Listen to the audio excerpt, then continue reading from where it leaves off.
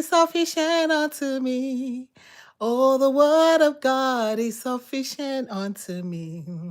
The word of God is sufficient unto me. Ah, the word of God is sufficient unto me. The word of God, it is sufficient unto me. Oh, the word of God is sufficient unto me. The word of God is sufficient unto me. Hi, everyone. Shalom. Shalom, shalom. We are here again, contending for the purpose of God. Honor in marriage. I love the scriptures. I love the scriptures. The scripture says that we should seek and ask for the whole pathway. When we ask for it, when we seek for it, when we find it, he says we should walk in it. Because therein is life. In that old pathway, the word of God is forever settled in heaven. It will not change because suddenly I have come into a lot of money, or suddenly issues have hit my life, or suddenly I relocated to another country, or suddenly I changed my job, or suddenly my husband misbehaved, or suddenly my wife misbehaved, or suddenly my sister, my friend misbehaved, or suddenly my spiritual man misbehaved, or suddenly my government, this brother, this sister misbehaved. The word of God will not change because of that. Or suddenly I also misbehave, because sometimes we say everybody misbehaves, but we don't even count ourselves as what? As flesh. Paul said, who will deliver me from this body of sin? Who will deliver me from this body, this flesh? Contending for the purpose of God. Honor in our marriage. This is very, very important. Very important. You know, when God tells us about sexual immorality in the Old Testament, which I don't even know why they call it Old Testament, and we see David and Bathsheba, and we now feel that there is grace. In the era of grace, now you can commit adultery and go scot-free. But we see Jesus. Jesus came and knocked it off. When David sinned, he still paid for it. Even though God forgave him, God sent Nathan to him. And Nathan spoke truth to power. Nathan was not scared of David. Nathan told him he was the king. David could order Nathan's head to be taken off his head. Hello? Where was Elijah? Ran from Jezebel. Okay? David could do that. But Nathan spoke through, hey, Sergio, how are you? David spoke truth to power and confronted David, say, you are the man. Even though David repented, what happened? God issued some things already, and it came to pass. Absalom, Adonijah, all of them came to pass on him. Nothing failed because there are consequences. Because we want to believe that, oh, there are no consequences. When you step out of, which I think I'm going ahead of myself. When you step out of your marriage and then somebody gets pregnant, there are consequences. Child support have hit your head. Hello? The ones you hide, after a while, it will come to the light. Hello? Even as a woman. But hello, it's a matter of time. Nowadays, everybody's DNA, here. Hello? There are consequences for our actions. We should not in this world think, oh, I've confessed my sins. Yeah, you repented. But whatever seed you discharged in that place, that whatever seed is still there. Anyway, let us go to honoring, because it's part of what we're going to talk about today. Hi, Sergio. We talk about Hebrews 13 verse 4. This is very important. For those of us who are married, for those of us who are yet to marry, for those of us who are getting married today, because today some people are actually getting married. Hey, Carla, how are you, Delgado? Matute. Hola. So here we go. Hebrews 13.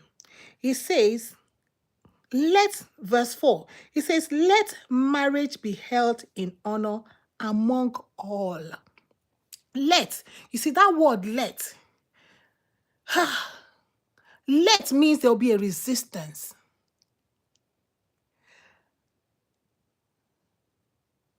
Let means there'll be a resistance. It says, let the word of God dwell in you richly. There's a war between the flesh and the spirit. So let means there'll be a resistance. What is the definition of honor? I had to go look. What does honor mean? Honor means to show great respect, esteem, or high regard for someone or something. It carries the idea of valuing, recognizing worth, and treating with dignity. Treating with dignity. So let me ask you a question. Who is going to honor your marriage first? Is it your father's responsibility or your mother's responsibility? Gabriel Jimenez, welcome. Is it your parents' responsibility? Is it your cousin's responsibility? Is it your friend's responsibility to honor your marriage? No. The first person that will honor your marriage is you. You, the husband, and you, the wife. If you dishonor your marriage, the scripture tells us that we should not cast your pearls before swines. However you treat your marriage is how other people will treat your marriage for you. So if you want others to honor your marriage, the honor must begin from you.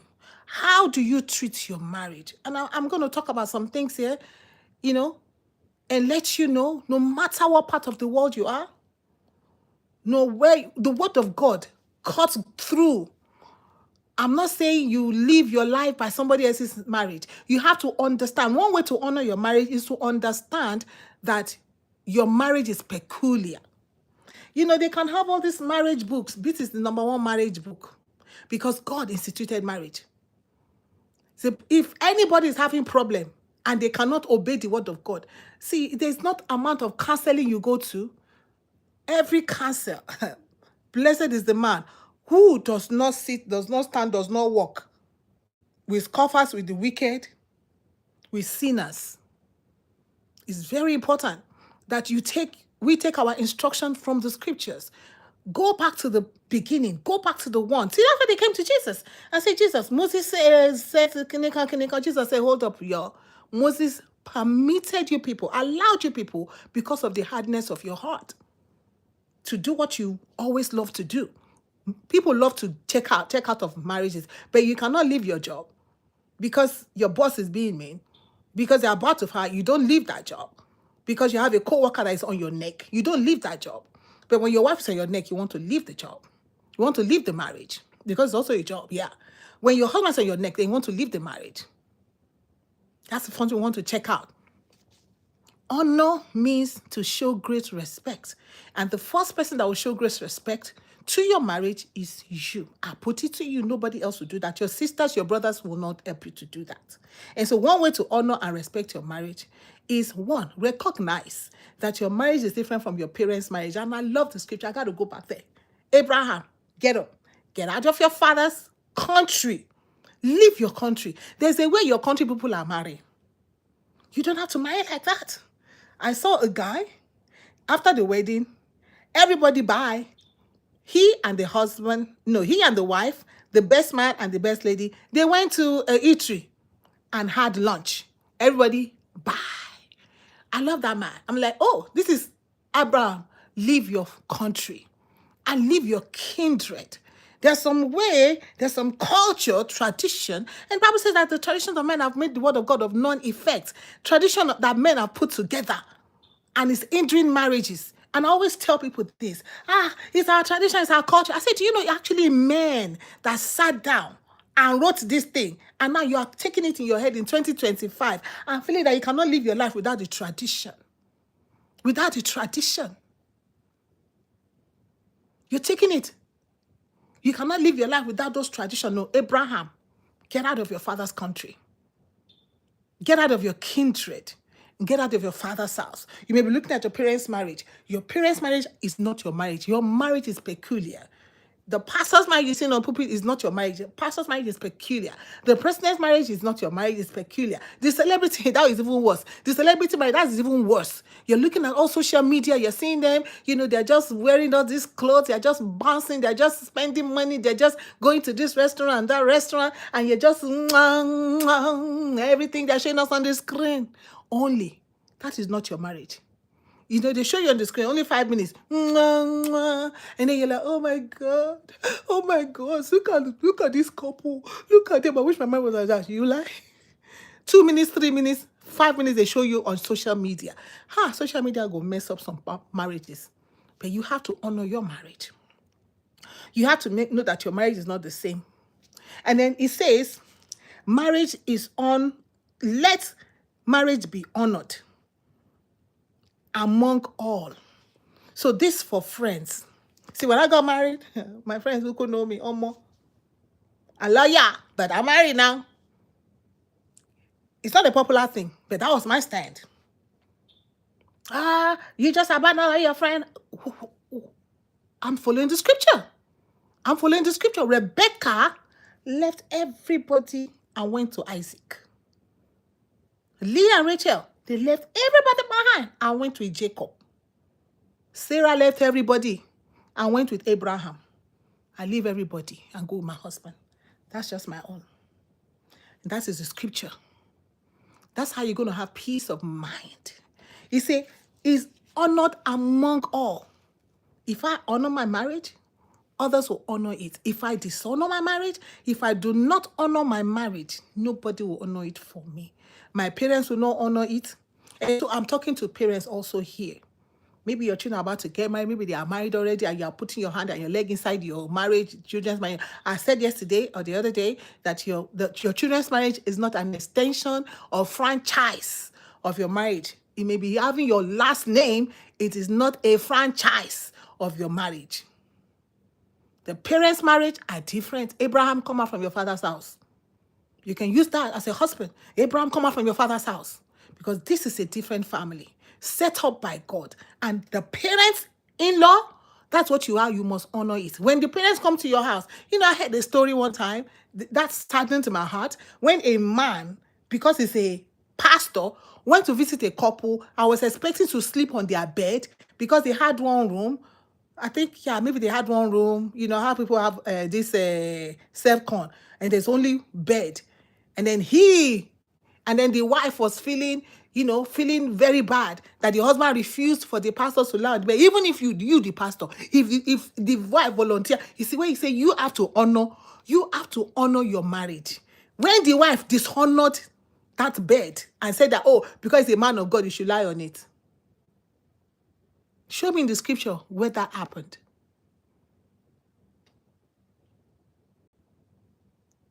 And then she was upset because the husband said no. That's a disrespect to your marriage. The bed undefiled.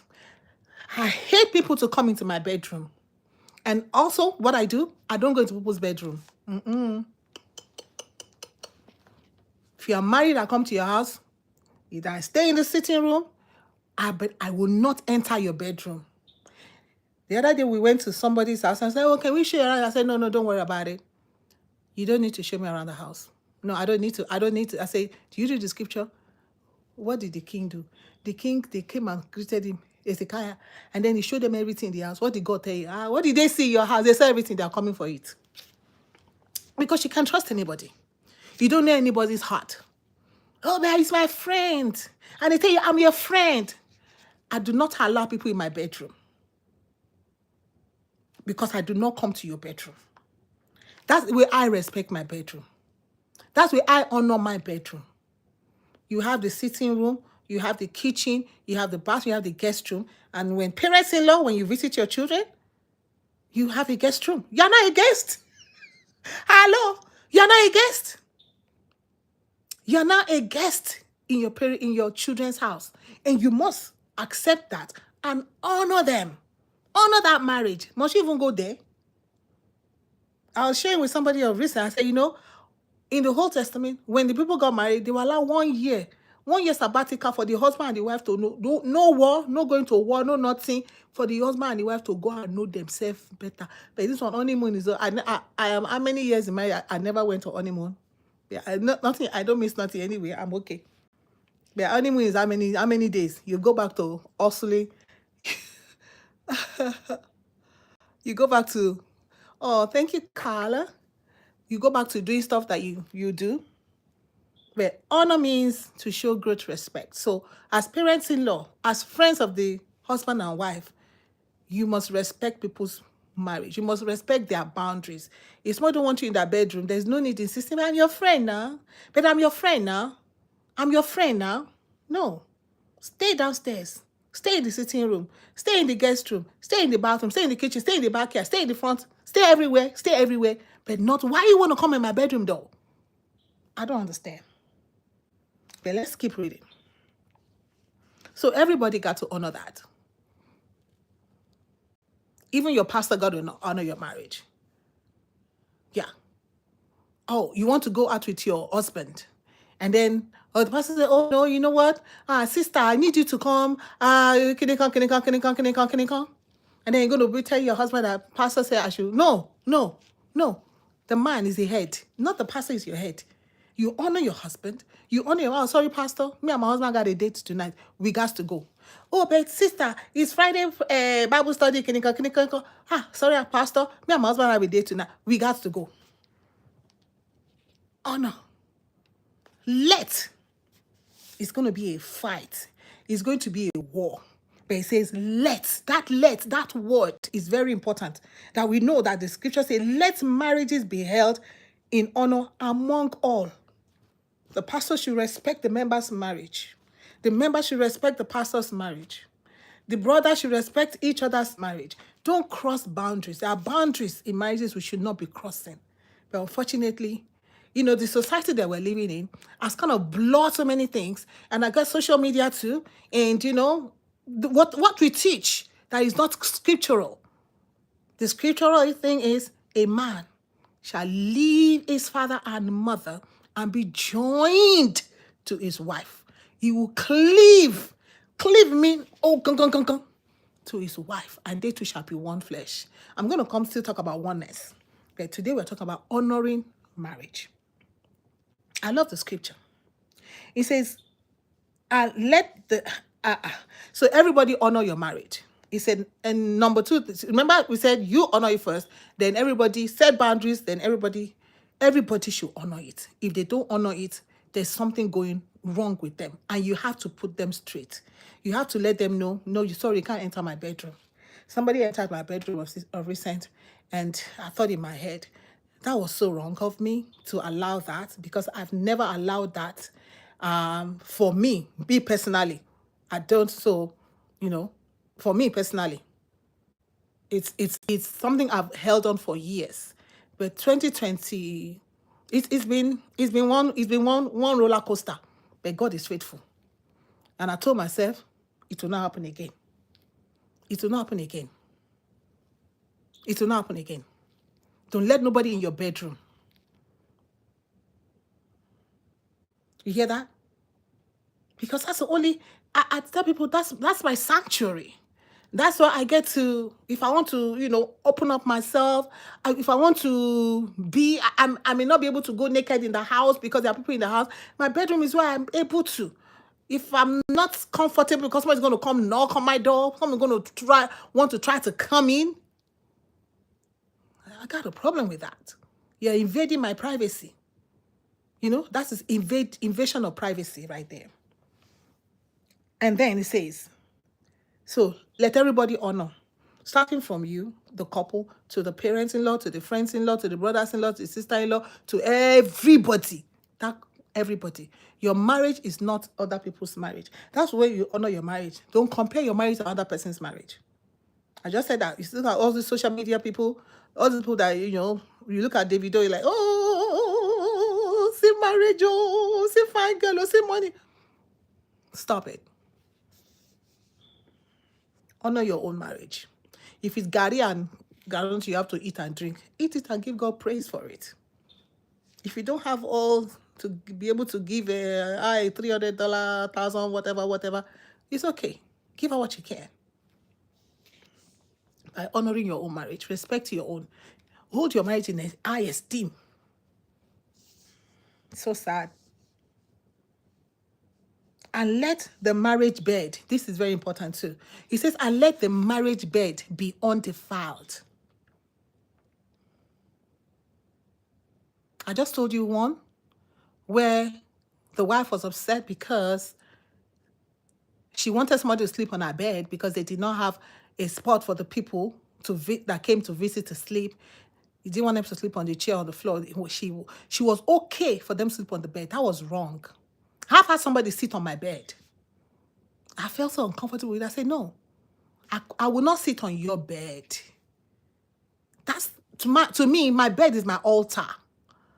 That's where we offer sacrifices of praise. Where else do I get intimate? That's where I offer sacrifice of praise, and a woman will come and sit on my bed. No, if your husband want to counsel somebody or want to talk to somebody, as much as his mother, that's why he say, let marriage be held in honor among all. Your mother has no business sitting on your matrimonial bed. That is your altar. It is defiled. Listen, it's not until adultery. He says, and the marriage bed undefiled. When somebody else that is not your wife has contact with your altar, it is defiled. I changed my bed. Yeah, I changed it. Somebody asked me, oh, why did you change it? I changed it. It is defiled.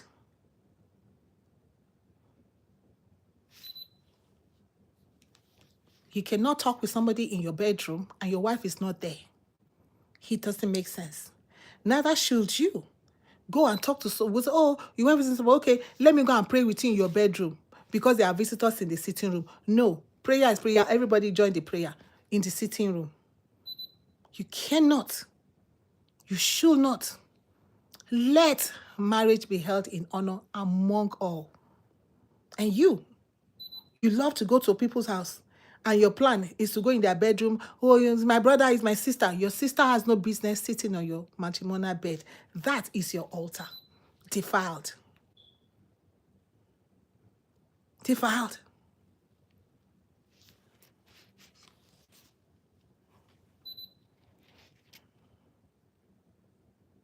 You know, it says the marriage bed undefiled. How else can you defile your marriage bed? By putting another woman.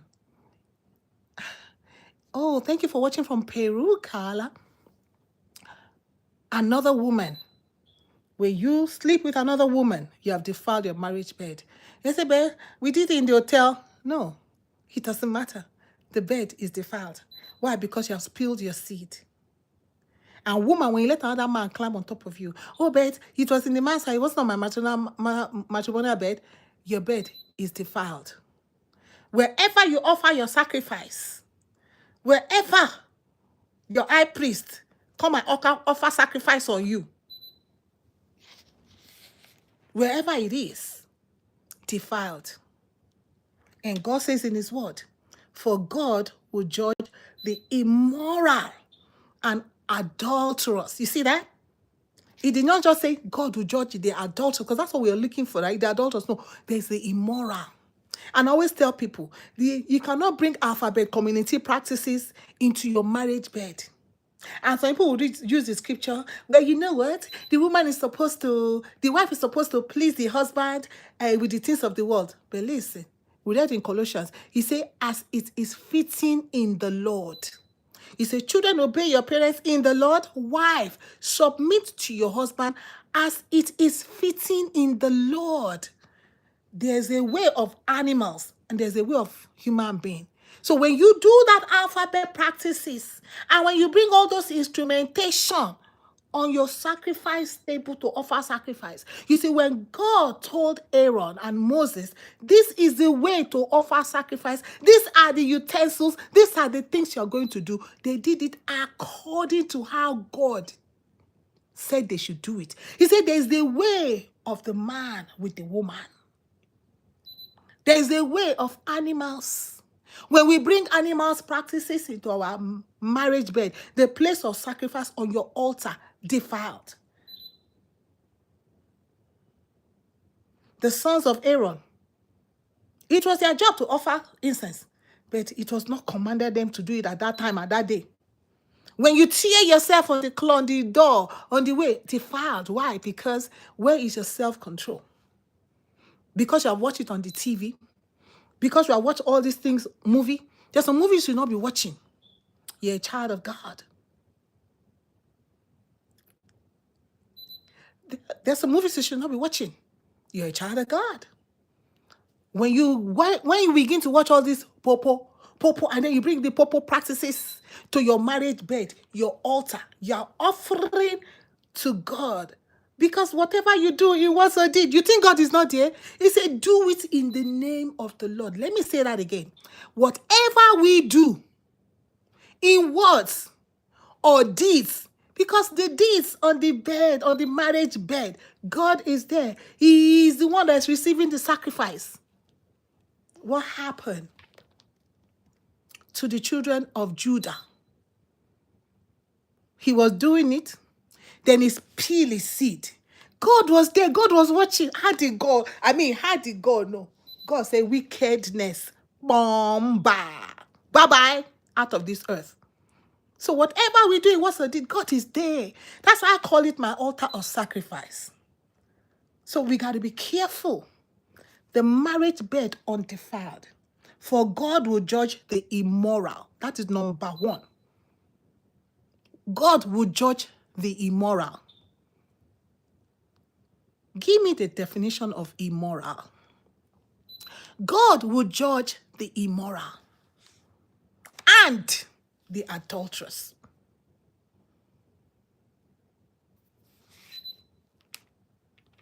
God will judge the immoral.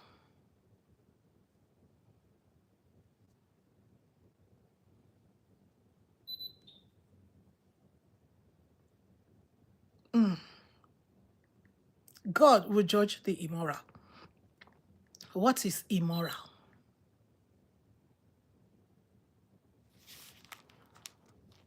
What is immoral? Things that is not moral. Immoral means contrary to moral principles, not conforming to accepted standards of right and wrong, or sinful behavior. It describes actions, attitudes, or lifestyles that violate ethical, moral, or divine laws. God will judge the immoral. And God will judge the adulteress. And let's talk about adultery. Adultery, one, it says a man should not divorce his wife. If you divorce your wife, and you marry another, it's one thing to divorce. So divorce, you have to stay single. You cannot marry. I'm watching out for this pastor. This is Pastor Shewenga. I'm looking out for what he's going to do after he did what he did with that girl. You divorce your wife, you stay unmarried. He says, Jesus said it. We say it's grace. Grace has covered you, no? God will judge. This is Hebrews 13:4. God, maybe there's grace. In Hebrews, there's grace. So plenty grace. God will judge the immoral and the adulterous. God judged David. Jesus said, behold, I come quickly, and my reward is in my hand to give to everyone according to the work that they've done. Oh, I'm a child of God. I'm born again. I'm going to heaven. Really? Really? Are you living in adultery? God will judge the immoral and the adulterous. So talk about adultery. What is adultery? Jesus tells us what adultery is. You divorce your wife, you marry another, that means you now begin to offer sacrifice on another woman. Adultery. And Jesus even said, one, you have even made your wife to also commit adultery. Because the woman was not thinking of going anywhere before. And suddenly you divorced her. Now she falls in hard times. Now a man come and shower her. We shower, and shower. And then she what? Come and offer your sacrifice on me. Then the woman is now in adultery. Man, you are responsible. That's what the scripture says, no matter how we want to go with it. And Jesus said, don't even begin to think that that is only where adultery is. He says, if any man looks on a woman, you're looking, there's nothing wrong in looking, right? You can look, I mean, you got eyes. We all have eyes. We see, right? But then you will be lost in your heart. You have not even offered sacrifices on her. You have not done anything. But just the fact that you lost it in your heart, it says you've committed adultery in your heart already. So there's adultery in the heart and there's adultery in action. That is in words or deeds. You do it in the name of the Lord. Adultery begins in the heart. Before you ever climb on top of that woman to offer sacrifices, you have done so many things. You have pam, pam, pam, pam, pam, pam, pam. You have booked the hotel. You have thought about where you're going to go. You have thought about how you're going to do it. You have thought about how you're going to catch her. You have thought about how you're going to sweet her. You see, that is why it starts from the heart. And out of the abundance of the heart, it will come out. Hey, girl, you're so pretty. And the poor woman is thinking you're just giving compliment. But in your heart, the heart of man is despiteful above all and desperately wicked. She is thinking you're just giving a compliment, not knowing that in your heart, you have already laid down on the bed. You have already done what you want to do. You have already do and have reason and excuses for your wife and for whoever you want to tell. And you go, oh, I confess my sins before the Lord Jesus. I have forgiven. The Lord, Hebrews 13:4. We must remember this scripture. He will judge, for God will judge the immoral and adulterous. So you might ask, so what am I supposed to do? Marriage should be honored by husband, by wife, by parents-in-law, by sisters, by brothers. Any family member that is just bounced in and out of your bedroom, they are disrespecting your marriage. Any father or mother, they come visiting you, they bounce in and out of your bedroom, they are disrespecting your marriage. And you as a husband and you as a wife need to set boundaries. There's boundary setting that must happen. And there's nothing that your husband will set boundary and the wife will like, but Honey is my man, is my brother now, Honey is my father now, Honey is my sister, my brother now. Or maybe the wife will set boundaries and then the husband will like, don't worry about that, better come into the room, Jare, don't mind her. No. Once you do that, you have disrespected your marriage, you have disrespected your temple. Because my bedroom is my temple. And like I said, it's my private space. You have disrespected my temple. And of course, when you now get a woman to sit on the bed, you have disrespected my altar. God will judge the immoral and the adulteress. And that's why I even encourage you, men. See, vengeance is not for you. Vengeance belongs to God. Let God avenge your matter. What are you going to buy yourself over? No. Beloved, guard your covenant. Guard your heart. Like I said before, the devil is not after your marriage, it's after your soul. Because God will judge the immoral and the adulterous. So it's not, adultery is nothing now. But we have seen, whoever divorced once, it's easy for them to divorce the second time. Statistics, go check it on Google. How that people who have divorced one, what is the statistics of her divorcing again? God say, I hate divorce. Like I always laugh over my friend. I said, oh, God is talking about the church. I said, how? How did God talk about church? How is that church? Because of the human race. We are so wicked in our heart. And we always try to get, God made man upright. But man has done what? Have found different devices. How they will talk about irreconcilable differences, ground. He say, except on the ground of what? Sexual immorality. Think on that. That is the only ground. Oh, my husband don't give me chop money. My husband bola is very small. My husband don't know how to do. My husband cannot take him media. My husband cannot bring me back. My husband cannot buy me car. My husband cannot buy me as a banana island. My husband cannot give me vacation in Paris. My husband cannot give me vacation in Europe. My husband cannot clinical. My husband cannot this. My wife cannot cook. My wife talk too much. My wife is disrespectful. My wife is this. My wife is that. My wife is clinical. My wife is not a virgin. My wife is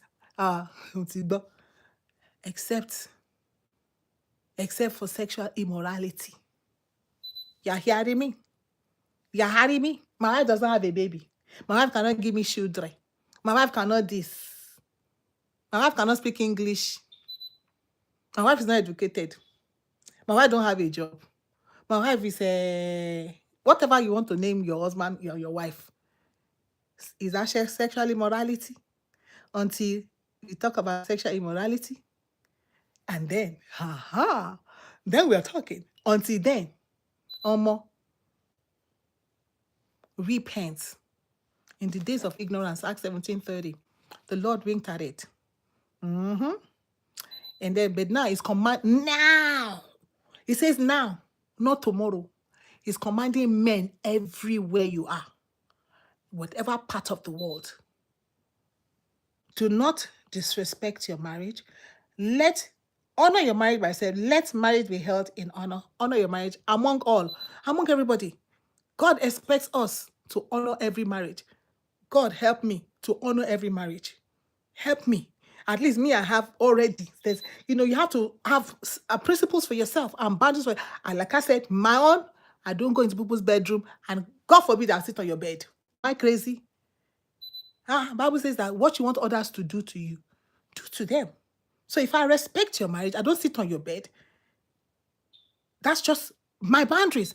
That's what I learned from the word. I'm honoring your marriage. I'm honoring your temple. I'm honoring your sanctuary. I'm honoring your altar of sacrifice. Because on the altar, that's where we meet God now.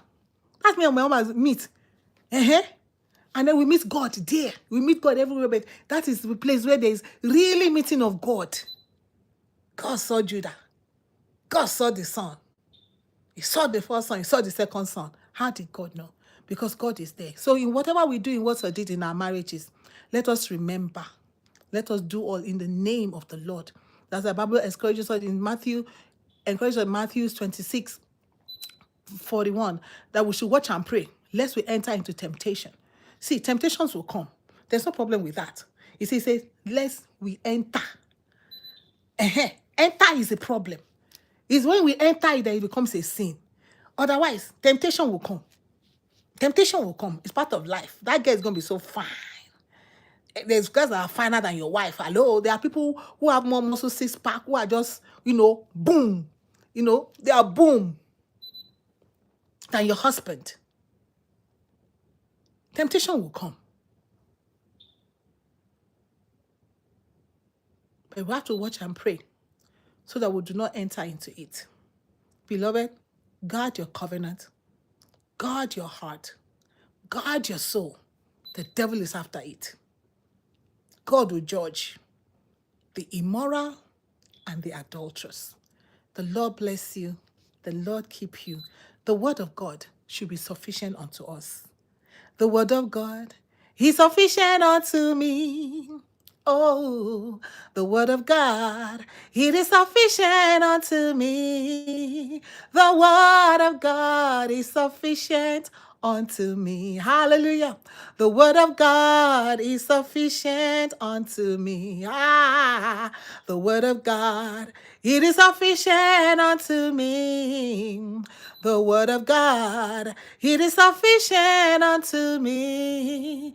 The word of God is sufficient unto me. The word of God is sufficient unto me. No adulterer will inherit the kingdom of God. Watch and pray, for the devil is after your soul, not just your marriage. Shalom. The word of God.